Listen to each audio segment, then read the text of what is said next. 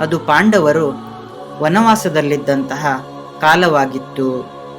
ಅವರೊಂದಿಗೆ ದ್ರೌಪದಿ ಸಹ ಇರ್ತಾಳೆ. ಅನೇಕ ಋಷಿಗಳು ಮತ್ತು ಅತಿಥಿಗಳು ಪಾಂಡವರನ್ನ ಭೇಟಿ ಮಾಡುತ್ತಿದ್ದರು. ಆದರೆ ಅರಣ್ಯ ಜೀವನದಲ್ಲಿ ಎಲ್ಲರಿಗೂ ಆಹಾರವನ್ನು ನೀಡೋದು ಕಷ್ಟವಾಗ್ತಾ ಇತ್ತು. ದ್ರೌಪದಿ ಇದರಿಂದ ತುಂಬ ಸಂಕಟ ಪಡ್ತಾಳೆ. ಒಂದು ದಿನ ಅವಳು ಭಗವಾನ್ ಶ್ರೀಕೃಷ್ಣನನ್ನ ಮನಸಾರೆ ಪ್ರಾರ್ಥಿಸುತ್ತಾಳೆ. ಆಗ ಸೂರ್ಯದೇವರು ಪಾಂಡವರಿಗೆ ಒಂದು ದಿವ್ಯವಾದಂತಹ ಪಾತ್ರೆಯನ್ನ ಕೊಡುತ್ತಾರೆ. ಆ ಪಾತ್ರೆಯೇ ಅಕ್ಷಯ ಪಾತ್ರೆ. ಅಕ್ಷಯ ಪಾತ್ರೆಯ ವಿಶೇಷತೆ ಏನೆಂದರೆ, ದ್ರೌಪದಿ ತನ್ನ ಊಟವನ್ನು ಮುಗಿಸುವವರೆಗೂ ಅದರಲ್ಲಿ ಅನ್ನ ಎಂದಿಗೂ ಮುಗಿತಾ ಇರಲಿಲ್ಲ.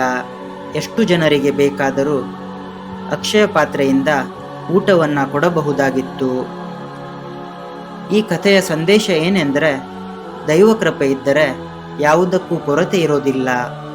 ಅನ್ನದಾನ ಅತ್ಯಂತ ಶ್ರೇಷ್ಠವಾದ ದಾನ ಮತ್ತು ಸಮೃದ್ಧಿಯ ಮೂಲವೇ ದಾನಶೀಲತೆ.